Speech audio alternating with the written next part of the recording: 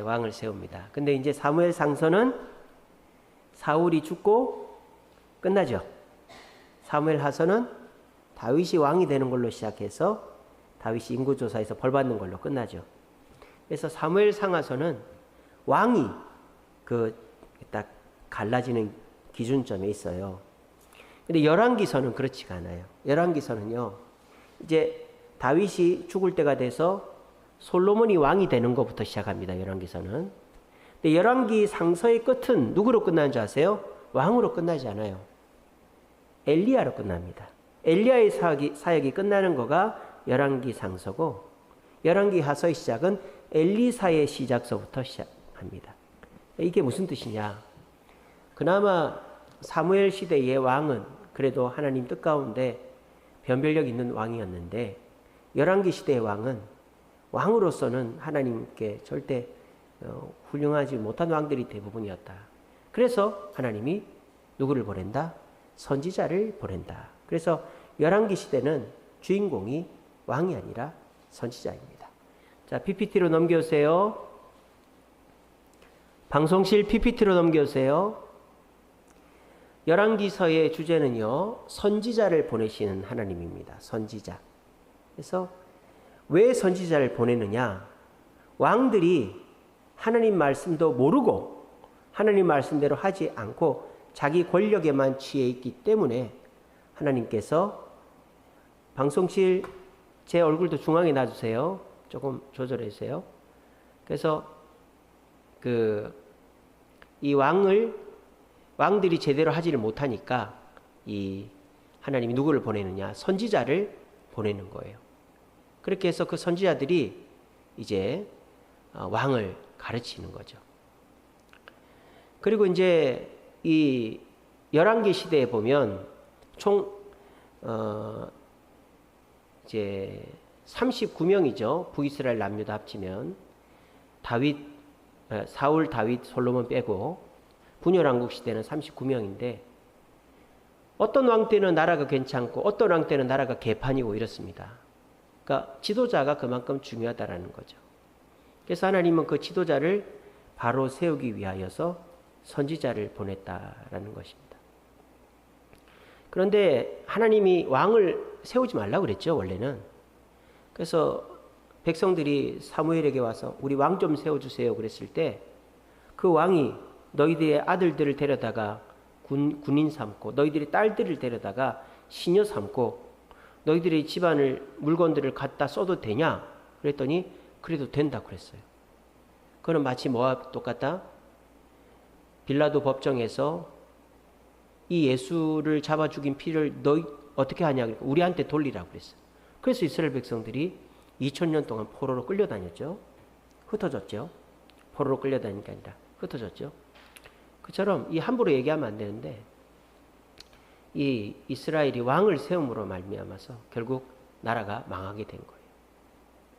여러분, 그 왕은 하나님 한 분밖에 없습니다. 지금 전 세계가 이제 정치 체제가 여러 개가 있었죠. 원래는 이제 가족 단위였죠. 가족 단위의 지도자는 아버지죠. 아버지. 근데 이제 그런 가족들이 모여서 부족을 이루게 되죠. 부족의 지도자는 족장이죠. 근데 이 부족들이 또 싸움을 하면서 또 부족 연맹체가 되면서 왕이라는 게 세워지게 됐죠. 그래서 고대 중세를 지나면서 정치 체제는 왕정이었어요. 왕정. 그래서 왕이 절대 권력을 가지고 백성들을 다스리는. 근데 이제 이 왕이 나라를 다스릴 때에 이 문제가 뭐냐? 왕이 정신이 똑바로 박혀 있고 또 백성들을 사랑하면 나라가 평안하지만, 그렇지 못하면 나라가 개판이 되는 거예요. 뿐만 아니라 왕이 바뀔 때 굉장히 리스크가 많죠. 그러니까 보통 보면 적자에게 물려주는데, 적자에게 물려주려고 하는데 적자가 영 개판이면 차남이나 또는 뭐 삼남이나 아니면은 또는 뭐 조카나 이렇게 물려줘야 되는데, 그럴 때 굉장히 이 갈등이 많았죠. 그러면서 이 왕이 바뀌면 그 왕의 가족들은 다 거의 죽는 그런 악순환이 왕조 국가에서 벌어지는 거예요. 그래서 이 왕조라는 것이 끊임없이 지나오면서 결국은 피해를 보는 것은 백성들밖에 없었다라는 것입니다. 근데 그 왕을 이제 이스라엘 백성들이 세워달라고 그런 거예요. 근데 이스라엘 백성들이 왕을 세웠기 때문에 결국 나라가 망하게 된 것입니다. 그러니까 지금은 어떻습니까? 왕정이 끝났죠.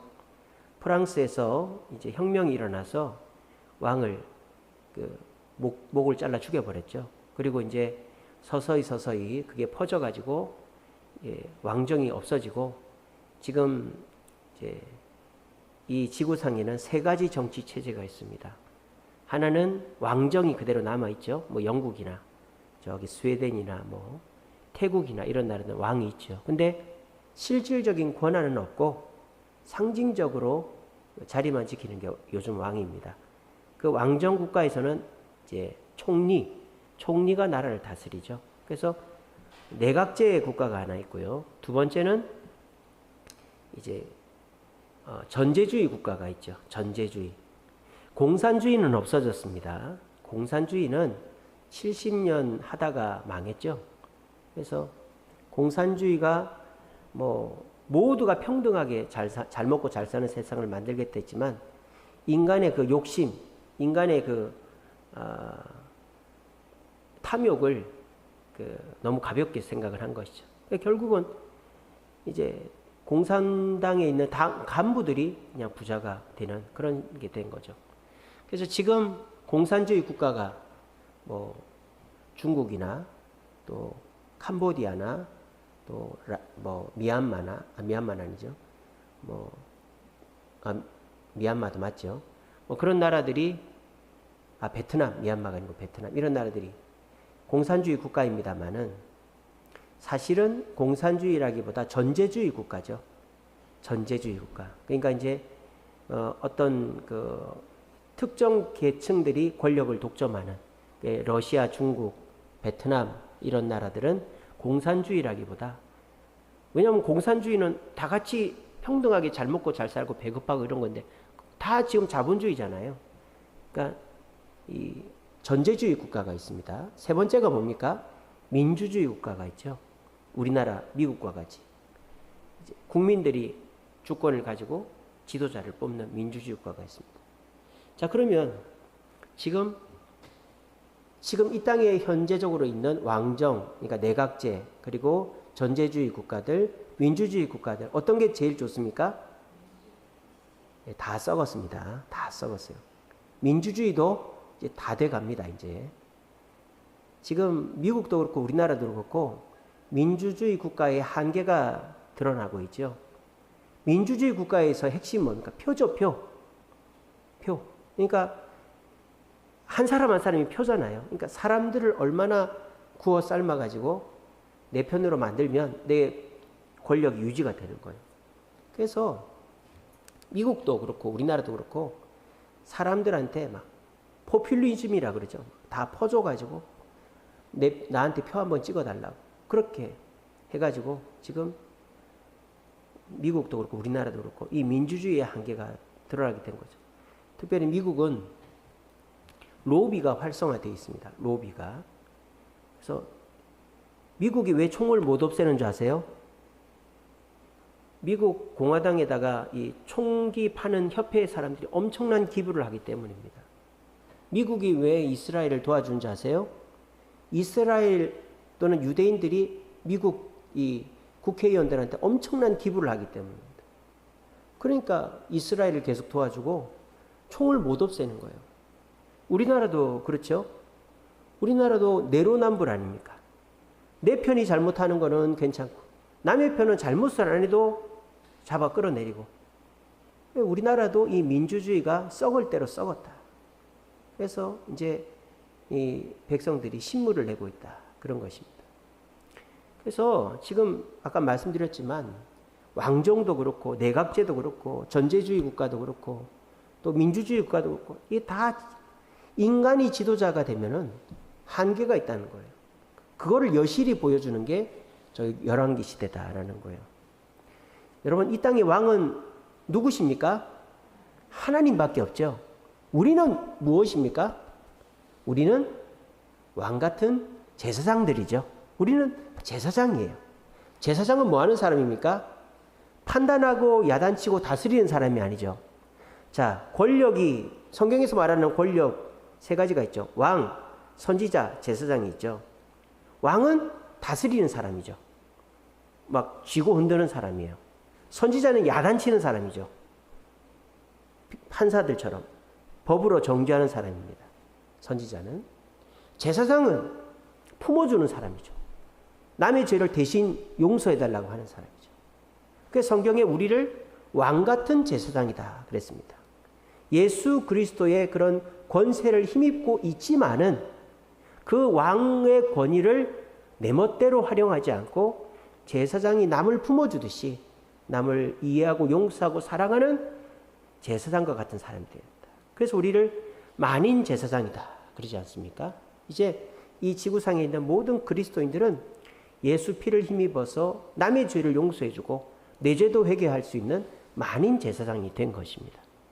그러므로 우리가 이 열왕기서를 살펴보시면요, 이 왕이라는 사람이 얼마나 한심하고 이 왕이라는 사람이 얼마나 사람들을 괴롭히는가 하는 것을 볼 수가 있어요.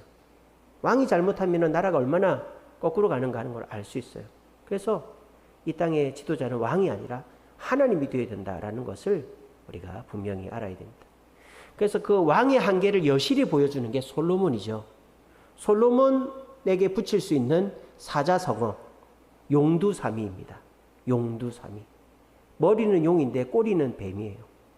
솔로몬의 시작은 자기 아버지의 뒷배로 다윗이 이제 아무 서열상도 그렇고 능력상도 그렇고 지혜나 무슨 싸움이나 아무것도 능력이 없는 그 솔로몬을 다윗이 왕으로 세워준다고 약속했기 때문에 왕이 된 거 아닙니까? 그러니까 이제 솔로몬이 처음에는 굉장히 겸손하고 굉장히 두려워 떨고 있었던 거죠. 그러니까 하나님께 1000번제를 드렸죠. 한 일주일에 걸쳐서 양을 1000마리를 드린 거예요. 그리고는 하나님께 기도하는데 하나님 내가 뭘 줄까 이랬을 때 권세를 주세요. 능력을 주세요. 이러지 않고 지혜를. 그 지혜가 뭡니까? 똑똑한 거가 아니죠. 지혜는 똑똑한 게 아니에요. 듣는 마음이 지혜죠. 하나님의 음성을 듣는 마음을 달라고 그랬어요. 그랬더니 하나님이 너무 이뻐가지고 지혜도 주시고 물줄도 주시고 나라도 평안하게 해주셨죠. 여기까지는 좋아요. 그리고 솔로몬이 성전을 짓는 것까지는 좋았어요.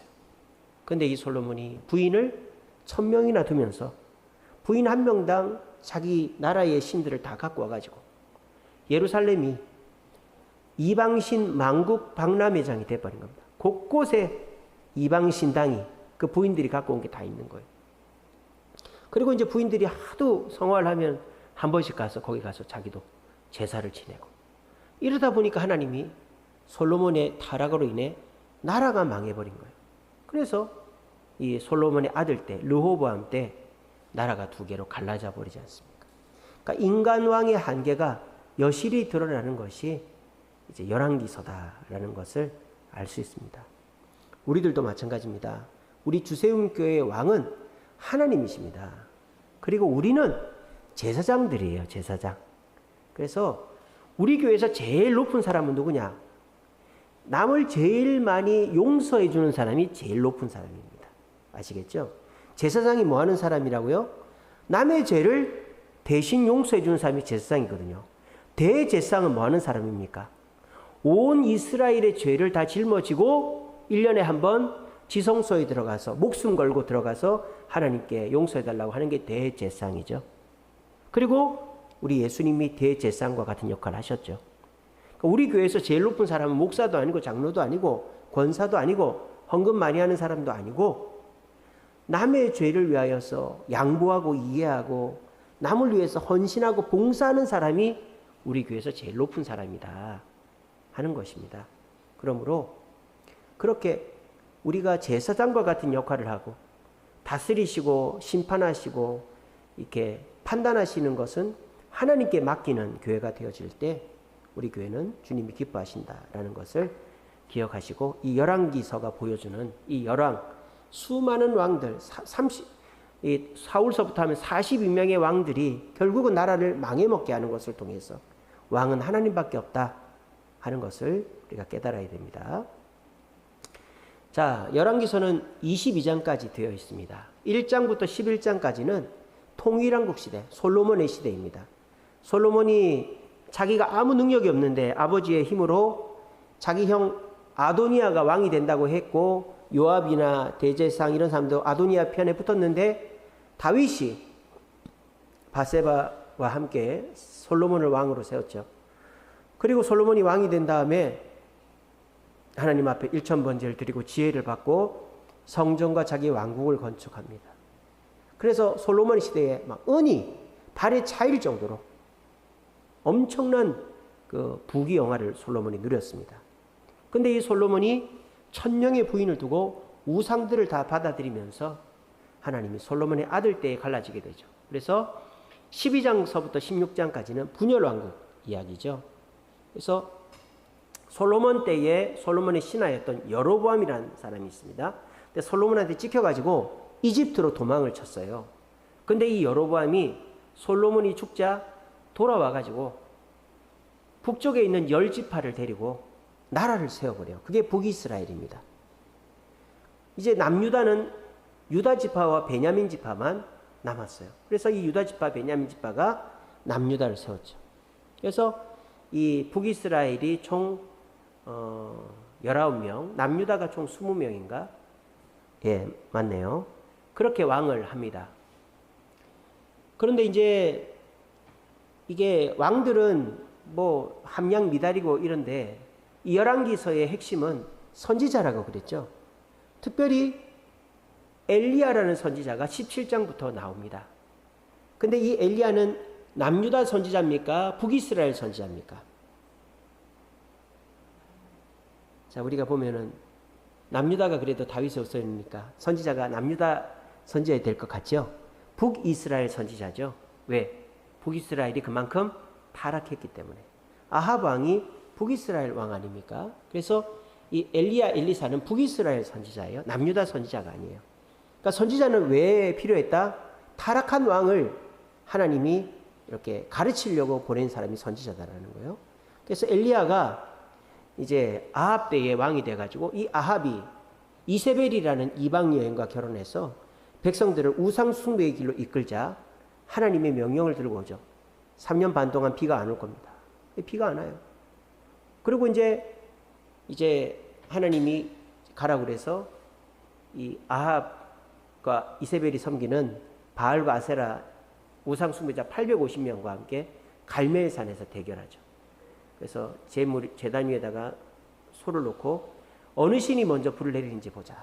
근데 그 850명은 몸을 찢고 별짓을 다 해도 불이 안 내리는데, 엘리야가 한 번 기도하니까 하늘에서 불이 떨어져 가지고 재물도 사르고 거기 주변에 이렇게 타놓았던 물도 다 말라버리는 기적이 일어났죠. 그리고 그 850명을 칼로 다 찔러 죽입니다. 그리고 엘리야가 기도하니까 저 지중해 쪽에서 손바닥만한 구름이 오더라. 그래서 왕이시여 빨리 집으로 가시라고, 억수 같은 비가 올 거라고. 근데 진짜 그 손바닥만한 구름이 다가오더니 억수같이 비가 쏟아져서 가뭄이 해결되는 그런 일이 벌어지죠. 근데 이제 그 일이 있고 난 다음에 이 이세벨이라는 왕비가 엘리야를 죽인다고 하니까 이 엘리야가 겁이 나가지고 저 브엘세바를 거쳐서 저 시내산까지 도망을 친 거예요. 그래서 날 죽여달라고 그렇게 하고 있는데 하나님이 이제 나타나셔가지고 사명을 맡기죠. 세 사람에게 기름을 부어라. 아람 왕에게 기름을 붓고, 북이스라엘 왕 예후에게 기름을 붓고, 너의 후계자 엘리사에게 기름을 부어라. 그리고 그 사명을 받고 돌아오죠. 그리고 이 아합이 전쟁터에서 우연히 쏜 화살에 맞아 죽죠. 그래서 이 엘리야의 사역을 끝으로 해서 열왕기서가 끝나게 됩니다. 그리고 열왕기하서는 엘리사의 사역으로 이어지게 되는 것이죠. 자, 오늘은 성경은 안 읽고 이 열왕기서에 나오는 왕들을 제가 간략하게 정리해 드리는 시간을 갖겠습니다.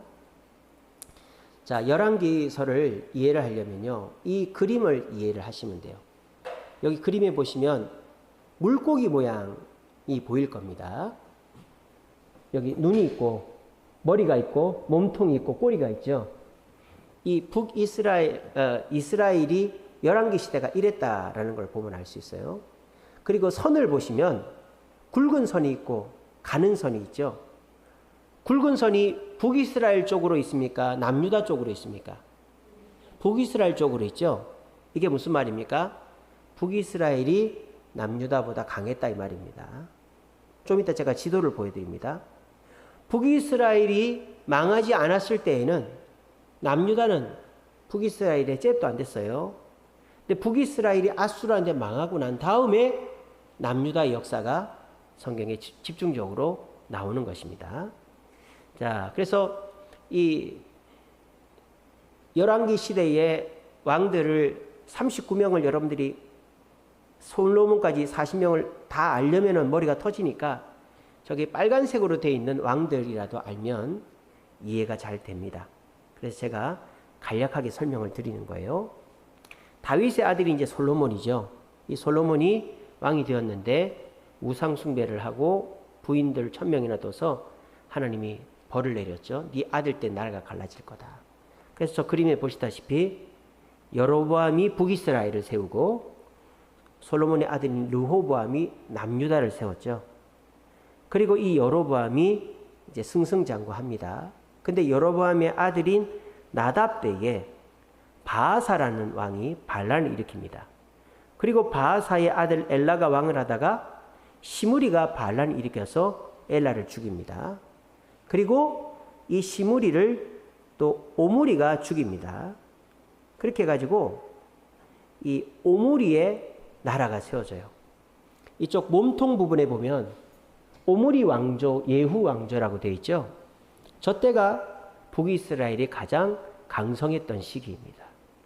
그래서 성경 말고 일반 역사에 보면 오므리의 나라라고 되어 있어요. 북이스라엘을. 그러니까 이 오므리라는 사람이 여로보암 1세 이후에 그 막 반란이 일어나는 나라를 안정화시킨 사람이 오므리입니다. 근데 우리는 오므리를 잘 모르죠. 오므리는 잘 모르는데 누구는 잘 압니까? 오므리의 아들 아합은 잘 알죠. 이쪽에 보시면은 아합이 바알을 왕궁에 끌어들여 가지고 나라를 망하겠다고 그랬죠. 그런데 엘리사가 그때 활동했다. 그렇게 제가 써놨죠. 그래서 이 오므리 왕조는 이 아합이라는 사람이 가장 유명합니다.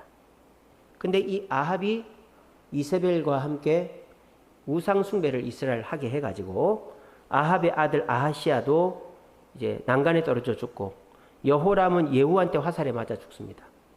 그리고 저 예후라는 사람은 엘리야가 기름 부어서 북이스라엘의 왕으로 세운 원래 장군이었는데 예후가 북이스라엘 왕이 됩니다.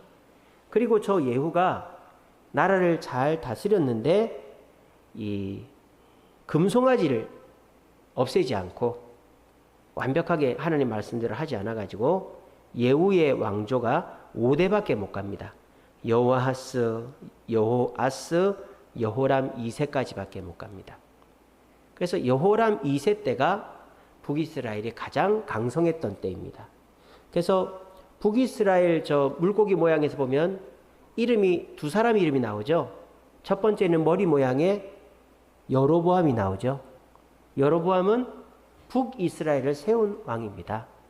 그리고 여로보암 2세는 예후의 이제 4대 손인데 그때 당시에 주변 국가들이 다 힘이 없어가지고 북이스라엘이 가장 강성했던 때가 여로보암 2세 때입니다.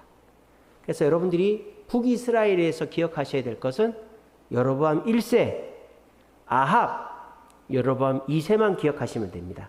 아시겠죠? 어렵지 않죠? 이렇게만 기억하시면 돼요. 그리고 저기 보면 빨간색으로 해가지고 3명의 이름이 나오죠. 호세아, 아모스, 요나가 나오죠. 보이십니까?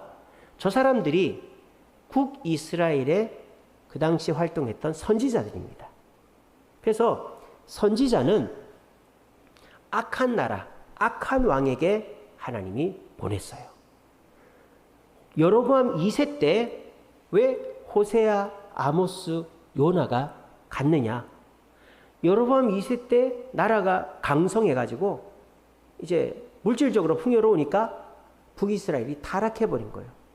그래서 그 타락한 백성들에게 하나님의 말씀을 전한 선지자가 호세아, 아모스, 요나였어요. 호세아 선지자는 유명한 게 뭡니까? 간증을 통해서 복음을 전했죠. 고멜이라는 여자와 결혼을 해가지고 고멜을 데리고 사는데 이 여자가 툭 하면은 나가서 바람 피우고 애 하나 데리고 들어오고 툭 하면은 바람 피워서 애 하나 데리고. 그래서 이 호세아는 자기 자식이 아닌 애들이 있어요. 자기 부인 때문에. 그 동네 사람들이 다 알아요. 아이고 저 호세아는 진짜 마음도 넓지 어떻게 저런 여자를 데리고 사나. 예, 그렇게 이 사람이 호세아를 버리지 않고 데리고 산 거를 사람들이 안단 말이에요. 그리고 난 다음에 호세아가 백성들 앞에서 뭐라고 합니까? 여러분 저희 가정 알죠? 저희 마누라 알죠? 근데 하나님께서 지금 저와 같은 심정입니다. 여러분들이 하나님을 버리고 우상을 섬겨서 하나님이 지금 여러분들을 버리고 싶은데 제가 제 마누라 고멜을 안 버리듯이 하나님도 여러분들을 안 버리고 있는 겁니다. 제발 정신 차리고 돌아오세요. 백성들이 그냥 서서 얘기만 하면은 안 알아먹으니까 이렇게 막 실질적인 삶의 간증을 통해서 얘기해야만 백성들이 정신을 차릴 정도로 북이스라엘이 타락했던 거예요. 그리고 그 밑에 있는 아모스 선지자는 특별히 북이스라엘 왕 이런 귀족들, 지도자들한테 얘기하는 거죠. 너희들이 그 돈 갖고 말이야 백성들 괴롭히고 착취하고 그렇게 하면 안 돼. 아모스 선지자는 호세아 선지자는 백성들한테 회개하라고 했다면 아모스 선지자는 왕과 귀족들한테 너희들 정신 차려야 돼. 공의를 물같이 정의를 하수같이 흘려야 돼. 이렇게 한 사람이 아모스 선지자예요. 요나는 원래는 북이스라엘 국내 목사였는데 하나님이 다른 사명을 맡기죠. 국의 선교사가 되게 하죠. 아수르 니느웨로 보냈죠. 그래서 아수르가 망할 테니까 회개하라. 근데 요나가 아수르 망하는 소식을 전하고 싶어 하지 않았죠. 왜? 아수르와 이스라엘은 적국이니까. 그런데 하나님이 하라 그래서 물고기 뱃속에 들어갔다가 니느웨에 가서 망한다고 하루만 얘기했는데 왕서부터 모든 백성들이 가축까지 죄를 뒤집어쓰고 회개하는 바람에 하나님이 멸망시키지 않았죠. 그래서 이 호세아, 아모스, 요나 때에는 북이스라엘이 가장 강성했던 여로보암 2세 때입니다. 그래서 이때의 선지자들이 백성들과 귀족들, 왕족들에게 경고했던 내용들이 나옵니다. 그래서 저 물고기 모양에서 북이스라엘 왕은 여로보암, 아합, 여로보암 2세만 기억하시면 됩니다. 아시겠죠? 그 다음에 이제 밑쪽으로 내려오는 남유다를 봅시다. 솔로몬의 큰아들이 르호보암이죠. 그리고 한참 뭐 없죠, 그죠? 그 중간중간이니까 여호람이라고 있죠. 저 여호람은 왜 있느냐? 저 사람도 개판이기 때문에 있는 거예요. 저 여호람은 아합과 사돈을 맺어가지고 아합의 사위가 된 사람이 여호람입니다. 아합의 딸이 있었어요. 아달랴라고. 이 아달랴와 결혼했던 사람이 여호람입니다. 근데 저 여호람은요, 대장암으로 죽었어요. 창자의 병이 나서 죽었습니다. 그래서 이제 저 여호람도 그렇게 죽고, 이 남유다는 북이스라엘이 망할 때까지는 훌륭한 왕이 없어요. 저기 보시다시피. 그죠? 근데 여호람 때 선지자가 둘이가 있죠. 요엘과 오바댜. 요엘이라는 선지자는 백성들에게 하나님 말씀대로 안 하면 재앙이 임한다. 그 요엘서에 보면 또 성령 강림에 대한 예언이 또 나옵니다. 오바댜라는 선지자는 에돔 아시죠? 에서의 후손 에돔이 멸망할 것을 예언한 사람이 오바댜 선지자입니다. 그래서 여호람 때 요엘과 오바댜 선지자가 활동을 했었어요. 제가 선지자는 어느 때 활동한다? 왕이 함량 미달일 때 활동한다 그랬죠. 딱 그렇죠. 그래서 이제 저렇게 하다가 북이스라엘이 망했네요. 이 북이스라엘이 호세아 왕 때 아수르에게 망했어요. 그리고 그 아수르가 남유다로 쳐들어왔는데 그때 왕이 누구다? 히스기야다. 히스기야 때 또 선지자가 셋이나 있죠. 이사야, 미가, 나훔. 히스기야 왕 때에도 나라가 개판이었어요. 왜?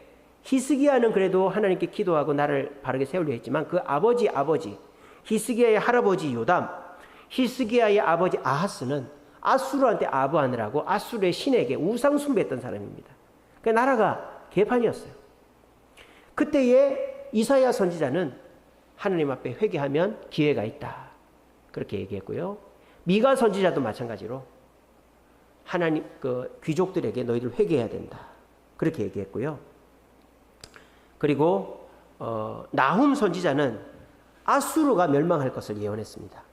이스라엘 쳐들어왔던 아수르. 그래서 아수르는 어떻게 됩니까? 남유다 정벌에 실패하고 진짜 아수르는 망합니다. 나훔의 예언처럼 그렇게 망합니다.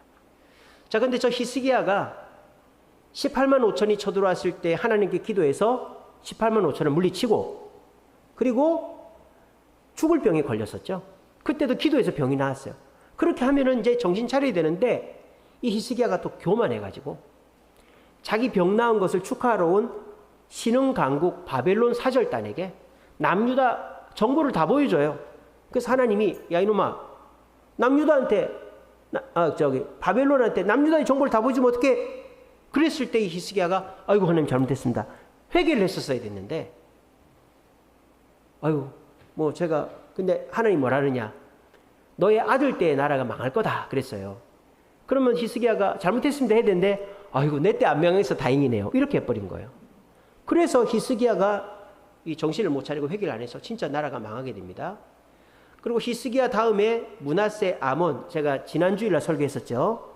그래서 요시야 왕의 어머니 여디다 설교했잖아요. 이여전도에 기억나시죠?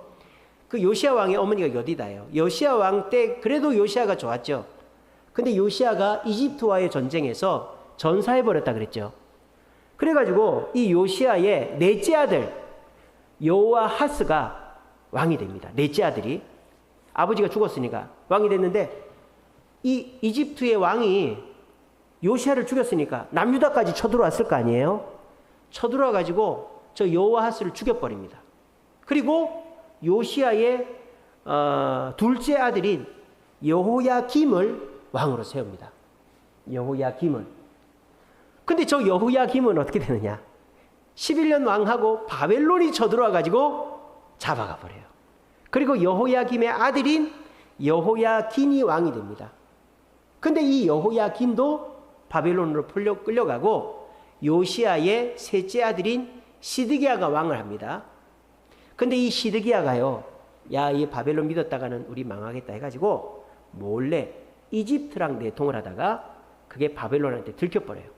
그래서 바벨론이 이놈들 안 되겠다, 쳐들어와가지고 느부갓네살 왕이 다 포로로 끌려가고 시드기야는 눈이 뽑혀가지고 포로로 끌려가는 비참한 최후를 맞이하게 됩니다.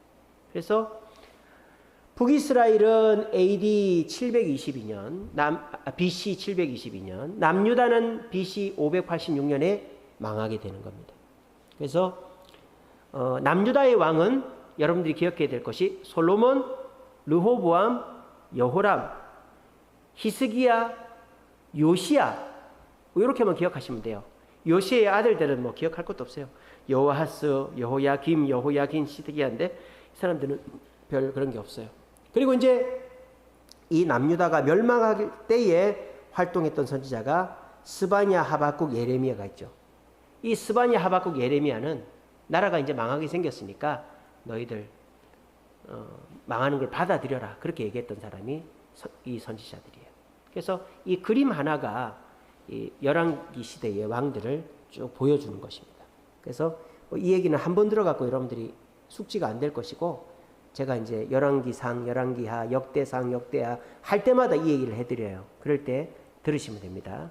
이제 다시 한번 정리합니다. 남유다가 강했다, 북이스라엘이 강했다? 다시 한번 얘기를 하세요. 남유다가 강했다, 북이스라엘이 강했다?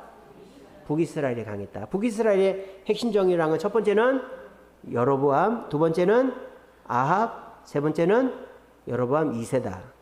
그리고 남유다의 핵심적인 왕은 솔로몬, 르호보암, 여호람.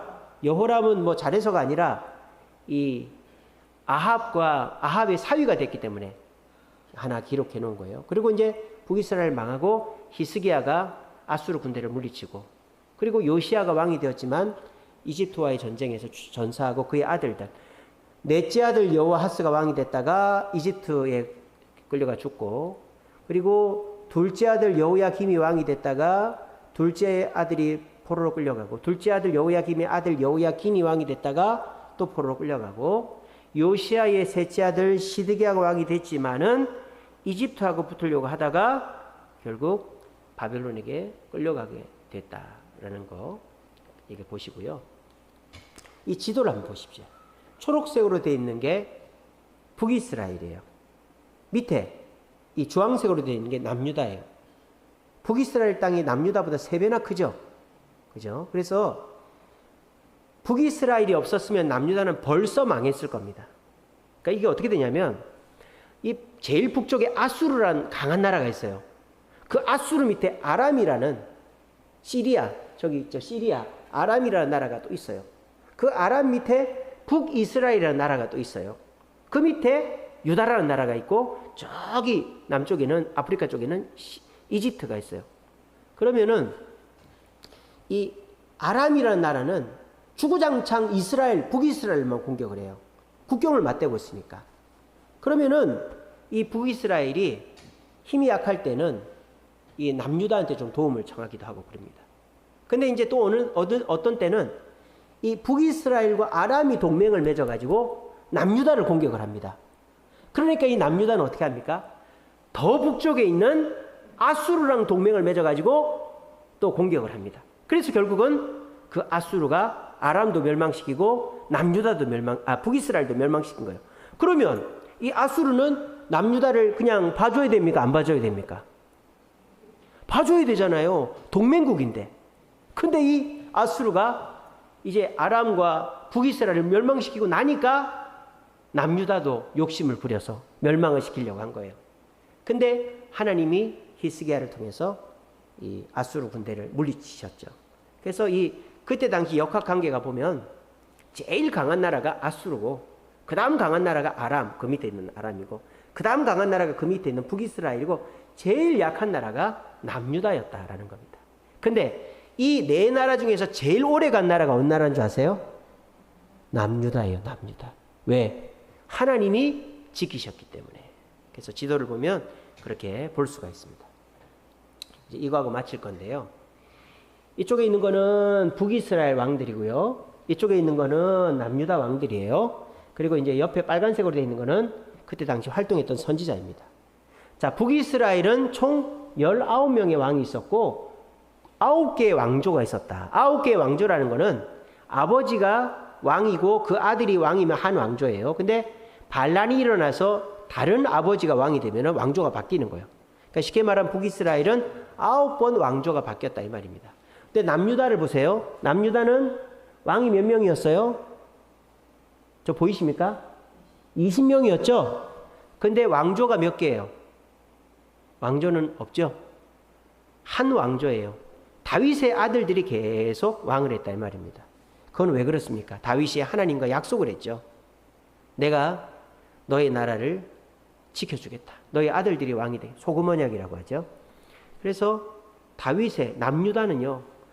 20번 왕이 바뀌면서도 다윗 아들 아닌 사람이 왕을 한 적은 한 번도 없습니다. 그렇게 저 표를 보면은 보입니다. 그리고 선지자들, 우리가 알고 있는 아주 훌륭한 선지자 여기 있죠. 엘리야와 엘리사. 어느 나라 선지자예요? 북이스라엘 선지자죠. 저게 뜻하는 게 뭡니까? 하나님은 악한 왕에게 선지자를 붙여주신다라는 것을 알 수 있습니다. 제가 간략하게 설명드리면 이렇습니다. 이 여로보암 2세가 관로되어 있는 것은 나라를 다스린 연도예요. 22년을 다스려요. 여로보암 2세가. 근데 저 여로보암 2세가 솔로몬 때 이집트로 도망갔다가 솔로몬 죽어서 돌아왔죠. 그래서 10개 지파를 끌어다가 이제 나라를 세웠어요. 그리고 이 이스라엘 사람들이 남유다에 있는 예루살렘 성전으로 못 가게 하려고 단은 북이스라엘 제일 꼭대기, 베델은 제일 남쪽, 여기다 금송아지 신당을 만들어 놓고 일반인을 제상으로 세우고 거기서 제사 드리라 그런 죄를 지었어요. 수도를 또 옮기고요. 그래서 이 여로보암 2세가 나라를 세우고 22년을 다스렸습니다. 그리고 여로보암 2세의 아들 나답이 왕이 됐죠. 근데 저 나답이 몇 년 다스렸다고 돼 있어요? 2년, 공하고 2년이니까 2년 다스렸어요. 왜 2년밖에 못 다스렸을까요? 그 밑에 보면 굵은 글씨로 바하사라고 써 있죠. 그건 무슨 말입니까? 왕조가 바뀌었다는 얘기예요. 바하사가 반란을 일으켜가지고 나답을 죽여버리고 지가 왕이 된 거예요. 근데 저 바하사는 몇 년 다스렸다? 24년, 꽤 오래 다스렸죠. 그리고 24년 다스렸으니까 나라를 그래도 자기 거로 만들었을 거 아니에요. 그래서 자기 아들 엘라한테 왕위를 물려줍니다. 근데 엘라는 몇 년 왕을 했어요? 2년밖에 못했죠. 왜? 그 밑에 있는 시므리가 술자리에서 엘라를 죽여버리고 왕이 돼버린 거예요. 그때 당시에 이 오므리라는 사람은 엘라의 부하 장군이었는데 이 시므리라는 놈이 자기의 왕인 엘라를 죽였다는 소식을 듣고 군대를 끌고 와가지고 시므리를 죽여버렸습니다. 오므리가 말입니다. 근데 이 시므리 편에 서 있었던 디브니라는 사람이 있었어요. 디브니. 그 디브니가 나는 오므리 너하고는 다른데 이러면서 디브니하고 오므리가 내전이 벌어진 거예요. 근데 한참을 싸우다가 결국은 오므리가 디브니를 이깁니다. 그리고 오므리 왕조가 세워져서 오므리, 아합, 아하시야, 여호람 4대를 갑니다. 보시면 아시죠? 오므리, 아합, 아하시야, 여호람 4대를 가죠. 그래서 북이스라엘의 대표적인 왕조를 오므리 왕조다 그렇게 하는 거예요. 오므리는 이 시므리와 디브니와의 전쟁을 끝내고 나라의 기틀을 닦느라고 이제 힘을 다 소비했어요. 그리고 그의 아들 아합 때 이제 아합이 나쁜 짓을 많이 하죠. 이 아합이 이세벨과 결혼해가지고 북이스라엘 우상천지로 만들어 놓는 거예요. 근데 이 아합이요, 어떤 잘못을 하느냐. 아합 옆에 보세요. 옆에 보면은 여호사밧이라는 남유다 왕이 있죠. 저 여호사밧하고 아합하고 사돈을 맺어버려요. 아합의 딸인 아달랴와 여호사밧의 아들인 아하시야를 결혼을 시켜요. 그래가지고 북이스라엘이 남유다도 타락시켜버리는 거예요. 타락시켜버리는 거예요. 그래서 잠깐 건너가 볼까요? 남유다를 보시면 르호보암은 솔로몬의 아들이죠. 젊은 신하들 말 듣고 나라가 갈라졌어요. 그리고 아비야가 왕이 돼서 아비야 아사까지는 북이스라엘과 전쟁을 합니다. 근데 이 여호사밧 때에 북이스라엘과 사돈을 맺으면서 전쟁을 안 해요. 그때서부터는 그냥 북이스라엘에 거의 종속되다시피 합니다. 그러다가 북이스라엘이 막 공격해 와가지고 남유다를 침범하고 막 이렇게 납치하고 빼앗아 가니까 이 남유다가 저 북쪽에 있는 아수르랑 손을 잡아버리는 거예요.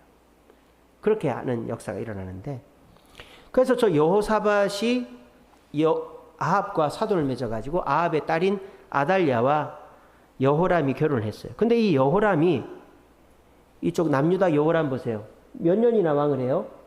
3년밖에 못하죠. 아까 제가 창자병이 들어 죽었다 그랬죠. 대장암이 걸려 죽습니다. 그리고요, 이 여호람과 이 아달랴 사이의 아들이 아하시야예요. 근데 얼마나 왕을 합니까? 1년밖에 못하죠. 왜냐? 이 북이스라엘에 보면 예후라는 사람이 왕이 됐어요. 이 예후의 사명은 이 아합의 집안을 씨를 말리는 거예요. 그래서 예후가요, 이 아하시야는 난간에 떨어져 죽고요, 여호람을 죽이고요, 그리고 아하시야를 죽여버려요. 아하시야를, 남유다의 왕이었던 아하시야를 죽여버려요. 그래서 여기 보면은 아달랴라고 있죠. 아달랴. 저 아달랴가 누구다? 아합의 딸.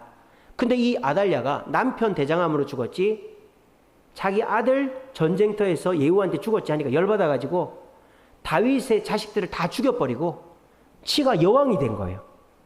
그래서 남유다의 왕 중에서 유일하게 다윗의 씨가 아닌 사람이 왕을 잠깐 했던 때가 아달랴 때입니다. 그래서 이 아달랴가 다윗 왕가의 씨를 말리고 지가 여왕이 됐는데